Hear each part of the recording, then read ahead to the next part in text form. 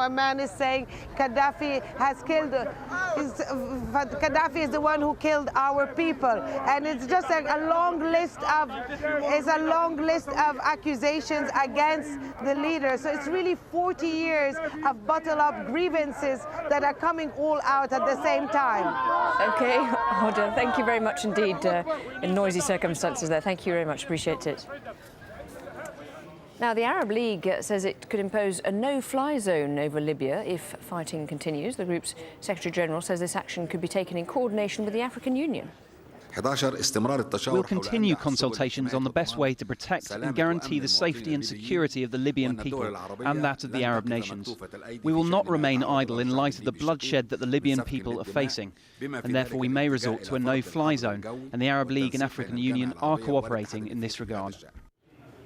Well, the US Defense Secretary has been urging caution over imposing a no-fly zone. There's a lot of, frankly, loose talk about some of these military options, and let's just call a spade a spade. A no-fly zone begins with an attack on Libya to destroy the air defenses. That's the way you do a no-fly zone. And then you can fly planes around the country and not worry about our guys being shot down. But that's the way it starts. I'm not endorsing it. And it requires, no, I understand, but it also requires more airplanes than you would find on a single aircraft carrier. So it is a big operation in a big country. Dave Hartwell is a Middle East and North Africa analyst. He says that suppressing Libyan air power could help rebel fighters on the ground, but it is easier said than done. Well, a no-fly zone is essentially a mechanism that is imposed, if you like, from outside normally by Western nations. As if we look at the example in Iraq, the Kurdish no-fly zone in the north just after the 1991 Gulf War, that forces opposition aircraft to stay on the ground. It means that they can't launch operations against ground formations, they can't launch operations against protesters. So that essentially is a no-fly zone. But whether, I mean, we've heard various reservations expressed by the Americans, and Bob Gates was the most fervent in that it is not a small operation. He's right that you need to take out the air defences, you need to make the skies essentially safe for the opposition air forces to operate unimpeded. It may be seen as aiding the fighting in the sense that it will restrict Gaddafi's ability to launch airstrikes, but it won't. My guess is it won't put an end to the fighting, and indeed any attempt to sort of come in on the side of the opposition will be construed by Gaddafi, certainly and his supporters as the West, if you like, aiding the regime change. It won't be like the situation in northern Iraq, for example, where there was essentially a humanitarian operation, no-fly zone. This will be seen as something very, very different. On to Egypt now, where after the toppling of Hosni Mubarak, now a new Prime Minister. General Ahmed Shafik, who was appointed by former President Mubarak, has resigned. His replacement is Essam Sharaf, who was also appointed by Mubarak 7 years ago. Then he resigned as Egypt's transport minister. He said he quit in protest at Egypt's lack of vision and resources to improve the rail system after a major crash. Sharaf has a background as a top engineering professor at Cairo University. He won accolades for trying to kickstart a new nationwide transport initiative across the country during his time in office. A mass protest planned for Friday against Shafiq's rule is still set to go ahead. Shireen Tadros has the latest from Cairo.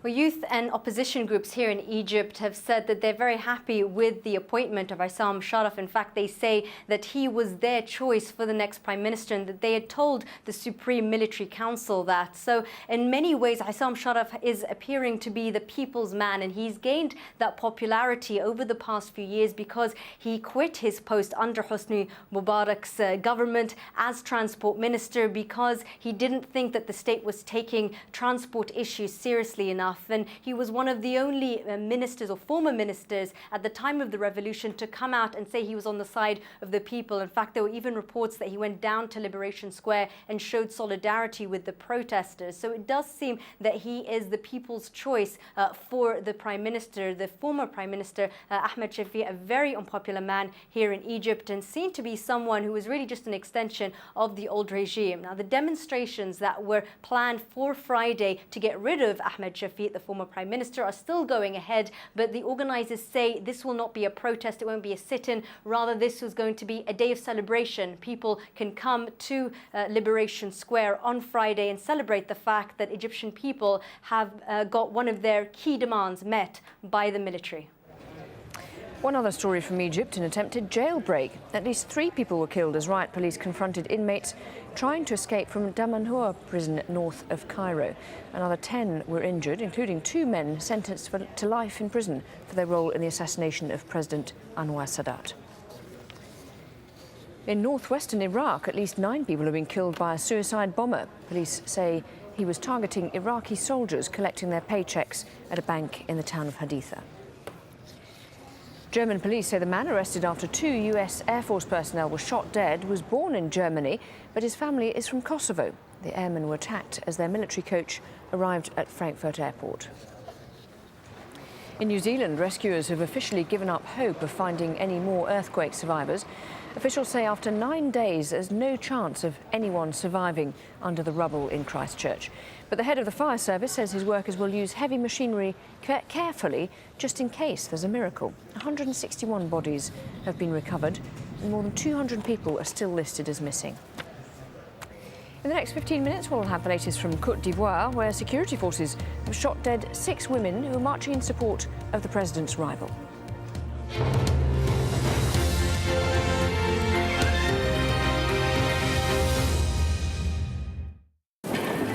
As the rain pours over Johannesburg, we'll keep your spirits up. Hello, we've got some massive shower cloud across northern Australia at the moment. It remains very disturbed here, and I think there is the real risk of further flooding to come, not just up towards the Gulf of Carpentaria. Line of showers just pushing into southern areas of Queensland, and I fear for Brisbane here we will see heavy and persistent rain into southern Queensland over the next couple of days. So for Friday, that wet weather really setting in, not looking too much better as we go on into Saturday. To the south of that, here it is largely fine and dry. Some warm sunshine there for Adelaide at around 31 Celsius. Chance of some showers towards Perth.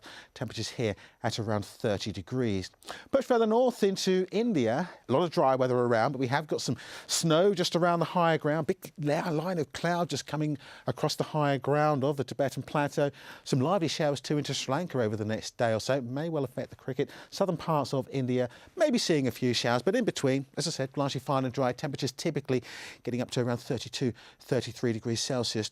Now here across the Arabian Peninsula, it's been a little colder than it has been recently. We'll see temperatures struggling to reach 24 Celsius here in Doha, along with Abu Dhabi. For most, it's fine and dry, but a chance of the odd shower to the southern Red Sea. Qatar Airways, world's 5-star airline. He's taken stolen goods and he's now dumping them onto the world without any sort of consideration for consequences. From people making the news. If the North will be saved a lot of trouble, I think it is important that they should come together. To those it affects. We do accept that there was very bad mistakes made in our banking year.